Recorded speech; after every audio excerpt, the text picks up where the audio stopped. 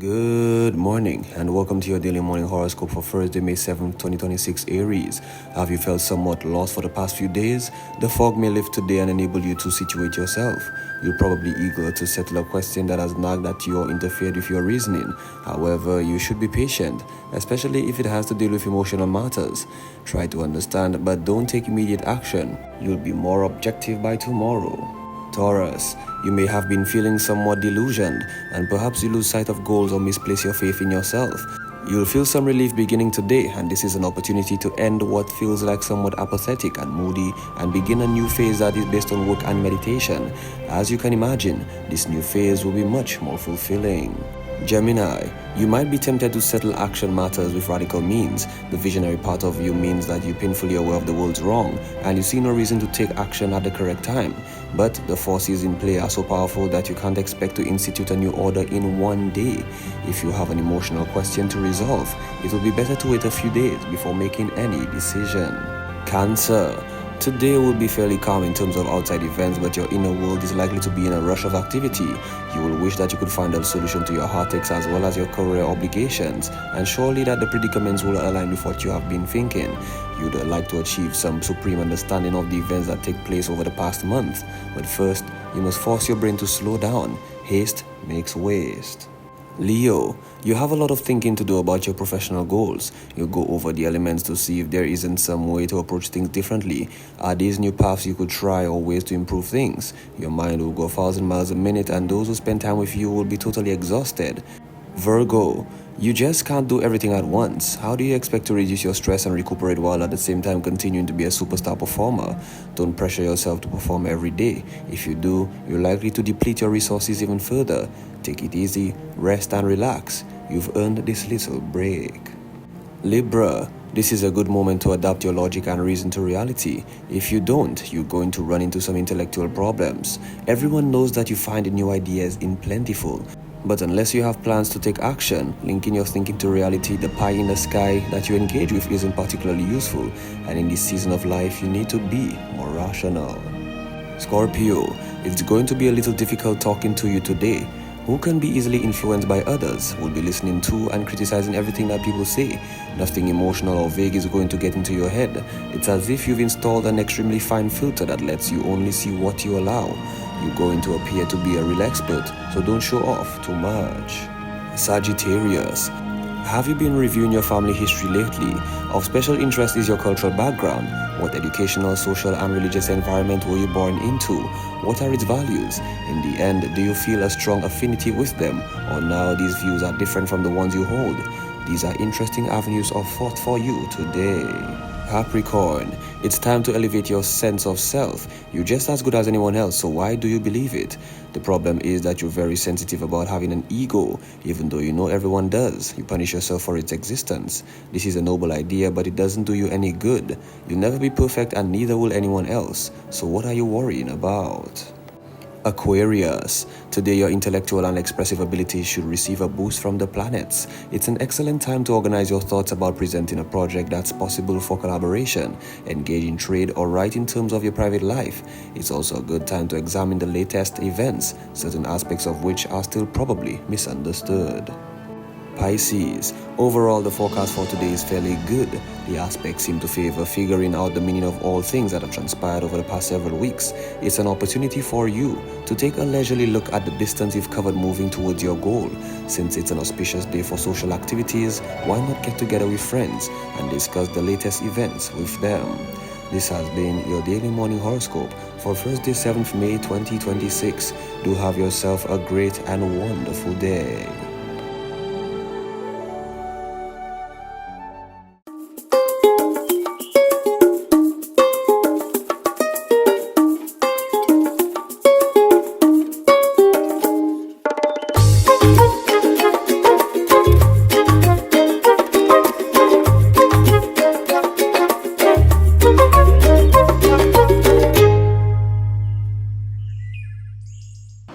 Morning guys, it's Thursday. Welcome to the DBS Morning Show. My name is Marine. Good morning to all the beautiful and wonderful folks who makes it their duty to sit down or move around, whatever it is you're doing, but you make sure you tune into DBS in the morning first thing to be enhanced, to be enlightened, to just be infused by our energy. We appreciate you so much.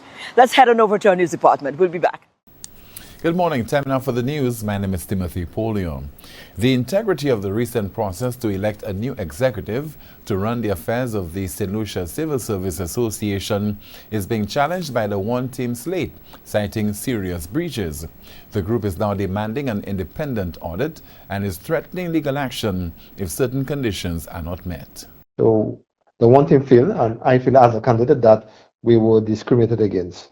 So I wrote to the commission to lodge my complaint of my observations, and I'm awaiting a response. In other news, the use of the island's sporting facilities to host entertainment events is once again the subject of debate amid the ongoing St. Lucia Jazz and Arts Festival. I believe as a small island state, we have limited facilities. That is the truth. And it comes down to a question of management. How do we manage the use?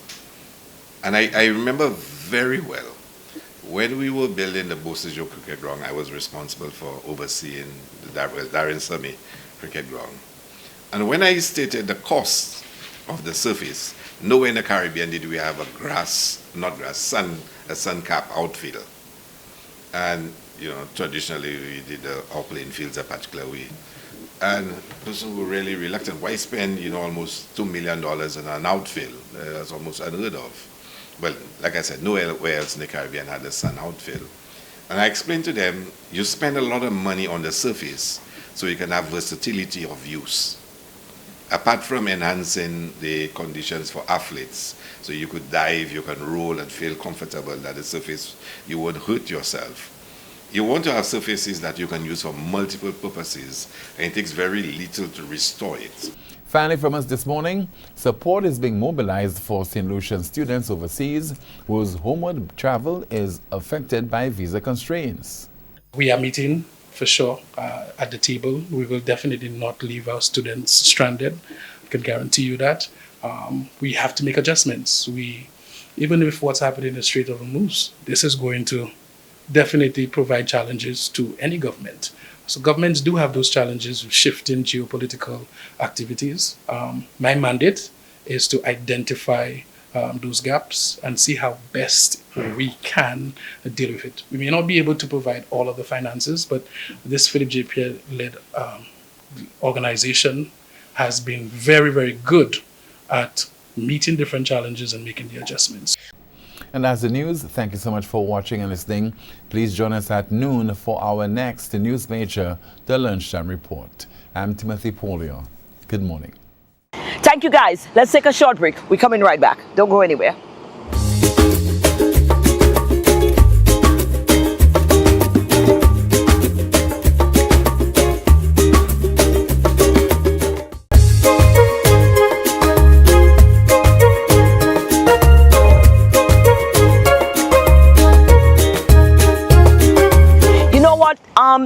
Sunday is going to be Mother's Day, you know what? And sometimes we take it for granted, and we say that all the time. The conversation gets a little stale and overbearing because everybody, it's Mother's and it's Mother's Day and people get into that. But sometimes, you know what? We need to spend a little time, just highlighting some of the, the regular people who are doing the do. You know what I'm saying? Mothers, you understand? And maybe you go to the supermarket right in Leclerc on a daily and you see this lady there, sometimes her children is there with her on the hustle. And you know what?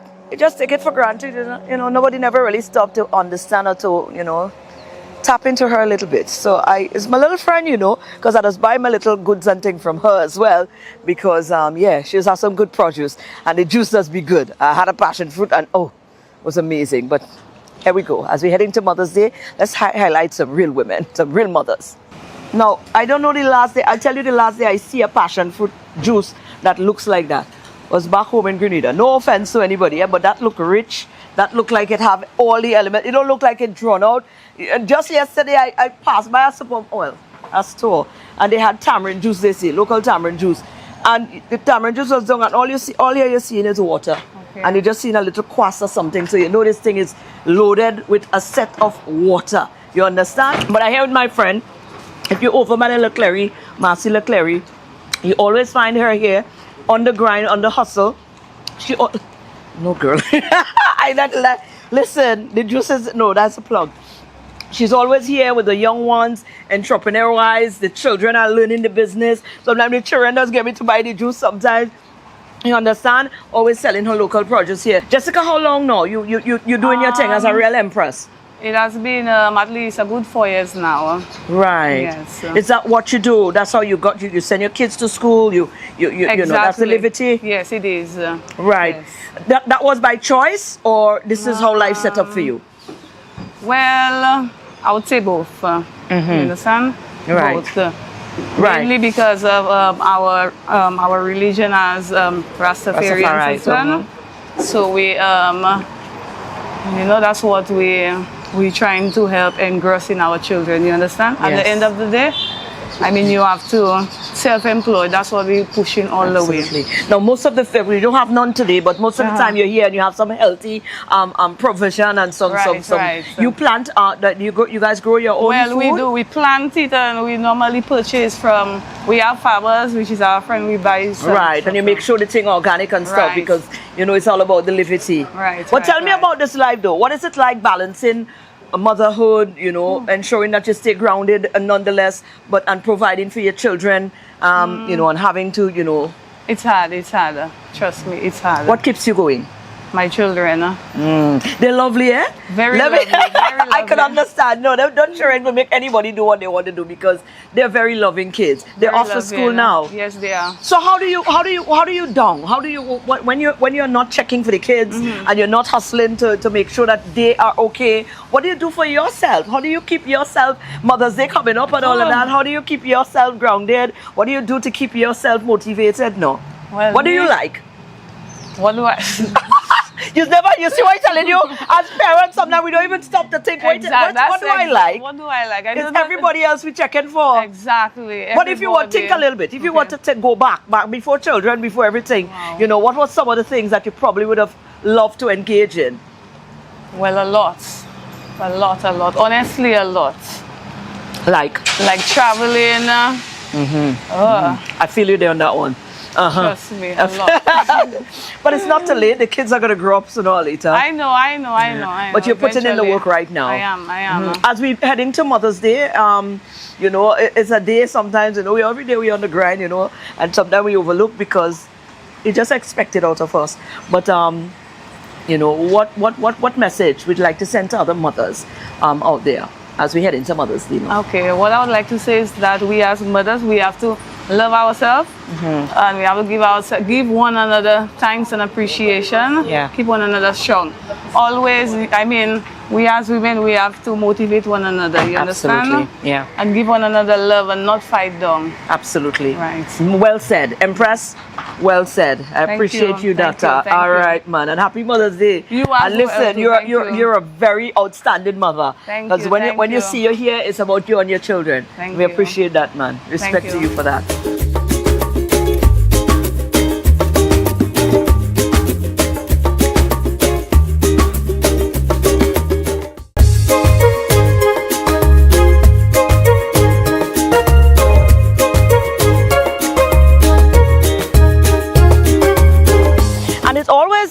You know, we profit the opportunity at all costs when we can get to connect throughout the region with some of our sisters or some of our people throughout the region as well, brothers and sisters. This time, we are connected with Janette Brin, who is the founder of Caribbean POSH.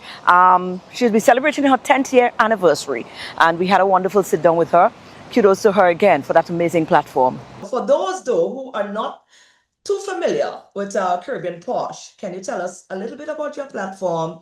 How it began, what inspired it, you know, what prompted you to create this?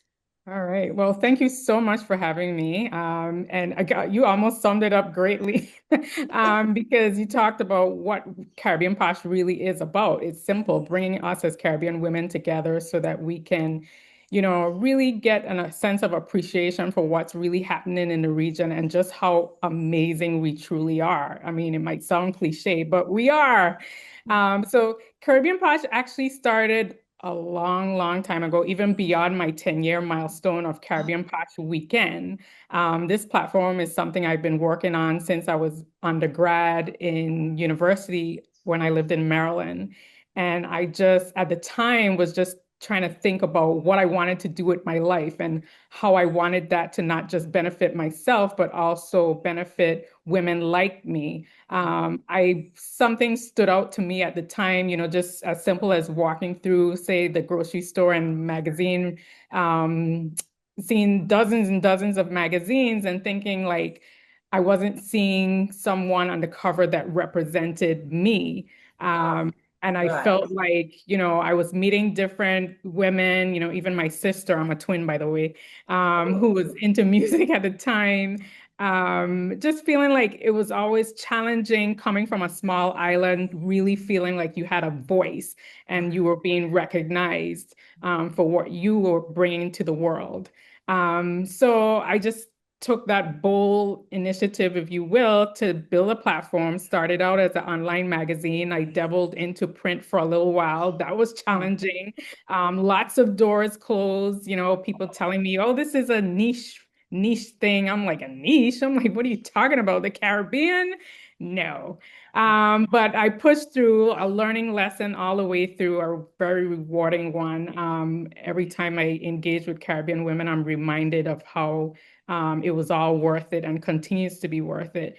So fast forward to 2016, after years of just, what can I do this year and the next year to be better and to continue to build?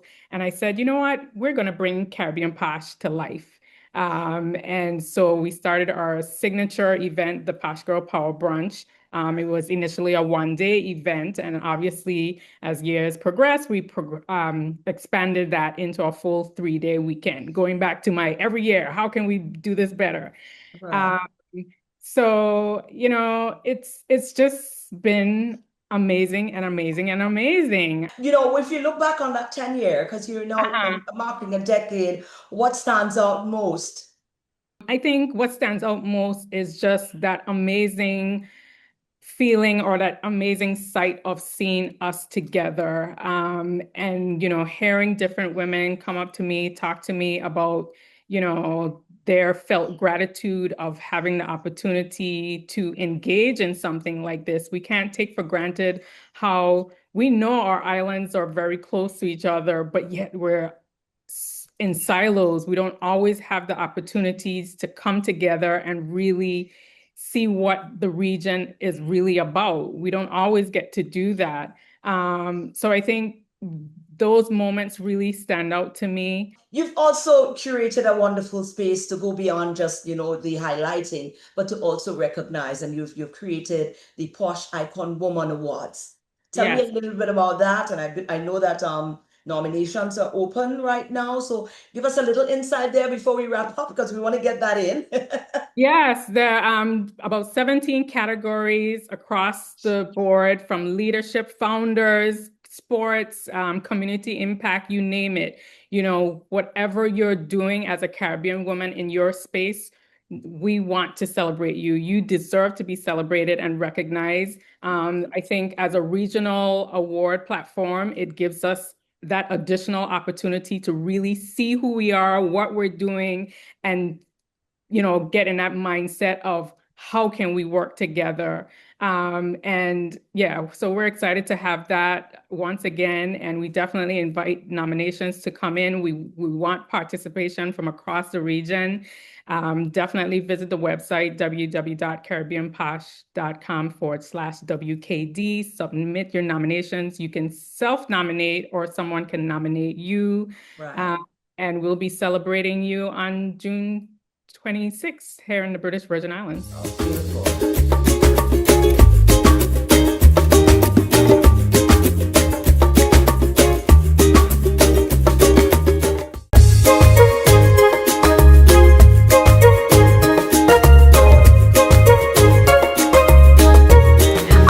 On that route, we started a conversation recently with Sonia and Noel, and it was like a two-part conversation because our feature's like 5 minutes. So our conversation went a little beyond, but we spoke about two different things. And of course, she being a world-renowned fashion designer, we had to tie it back into home and how it is that we, as a people, appreciate our own creativity in that regard as well. So Sonia enlightened us. We had a little conversation surrounding that as well. So I wanted to just wire back on the designing part of things now, from a Caribbean standpoint, as designers within the Caribbean, as people within the Caribbean. You know, we spoke earlier about the mindset change to how it is that we receive our homegrown stuff. You know, we have designers like yourself and so many other brilliant designers that creates unique pieces around the region, around the Robert region. Young from Robert Young from Trinidad. We have Lynn Bristol here. We have Queen Esther. You know, we have so many designers. So many designers. And, like you said, the story. The story. Our designs have a story. And it's the story that makes it so powerful. Right. But our mindset, most of the time, is that when something comes from within our fabric, The somehow Caribbean, something yes. over there is more It's better. Yes. You know, and when higher value, they think. And we have no problem spending the money for the brands, the name brand out there.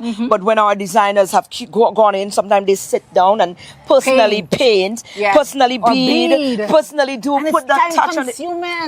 And it's an individual piece. Yes, you know it's you alone wearing this. As opposed you walk out there and 20 different people have this designer that we being paid to carry the name, because I totally agree with you. And you know, I'm not knocking anybody else, it's fine. But I'm saying we need an overhaul in our mindset when it comes to we need to shift that in terms of how it is we receive the things that are made from our own region, that is telling our story, like you said. Our story. Our story is beautiful. They're out there, they're looking in. And they're admiring us and saying, look at the paradise they're people. in awe. They are in awe. And we are here now. Want to go there. Watering down what it is that we have that is so powerful, that is so dynamic, that is unique, that is so much more valuable. And we are watering it down. What do you think that mindset needs to come from? How can we start revolutionizing that mindset? I think we're making some progress. We're making some progress. We are far away, but the awareness has to continue, because we are kind of, because if you don't know where you're from and live that culture where you are from, like the only place that I have ever been that I could remember was a jazz, coming in with a boat, the sun was coming up and the sun was going down and the moon was coming up, and it was above the pitons. Oh my God, the view of that is St. Lucia. Like there's some things that indigenous to certain islands, right? And we have to look at the Caribbean in the whole and the special people that we are. Like Richard Young always talk about the Caribbean aesthetic, right? That Caribbean aesthetic is who we are, from the way we stand to your gestures to the food. Oh God, we food. Our language, right? So everything about bit of what we do, everything about us, captures that's part of an element of who we are as a people. Like for example, my clothing. Yes, it's the architecture, like that latticing in my clothing that I'm known for is the buildings in Guyana. Come on now. Exactly my point. That's what I'm trying to make. The story. That story that we need to get out there, that is captured in those pieces of art. Or you're going to see a tiger painted on one of my dresses. That's from the jungle in Guyana. Right. There you go. Yeah. There you go. Now, and for insight, or some people that may not understand, some of the places and the people that respects your design and has been able to, you've been on so many different world fashion. I know, yes. I'm very blessed that my clothing have been, and right here, when Donna Hinkson, she wore my dress to the Grammy and people were in awe. Right. And I had my dress for one of the Emmys. Michelle Williams of Destiny's Child, she also wore one of my outfits. Maxi Priest. We had Lila Lopez, Miss Universe. So we've had some notable people wearing my designs, and my ultimate person is Michelle Obama. I know. I can see. I can see Michelle Obama because she carries clothing well. Yes. And that's the other thing we need to talk about: clothing, the courage of clothing. Yes. Because some people can have on something very pretty and they make it look, and somebody else comes in with something that is less expensive, and they have that courage. Oh yeah, right? The courage comes from when you're confident. When you're confident, you carry clothing better. What's the take home for us in all in alignment with? Alignment is a word. All in alignment to how will we start a revolution in our mindset to the things that are unique to us. Fashion. Let's start there. Yes. We have to understand that Caribbean fashion is special. Yeah. We have something special to offer the world, and we have to identify with it and represent it and proudly talk about it, own it as Caribbean fashion, and support, whether it's not only fashion, the arts, whatever it is that is Caribbean, is a Caribbeanness. We have to champion that, and we need, especially the younger generation, come to be proud of what we have as Caribbean people.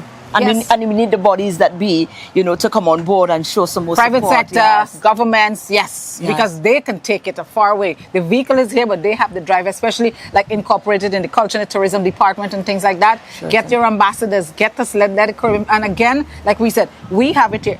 Use the international stages to place us. Placement is very important. Absolutely. Yes. And I know you've been advocating a lot for that as well. We appreciate you so much. And as I celebrate my 30th, I'm going to 3 decades, that's a generation. Oh my God. And it's a lot of grit, a lot of faith. Yes.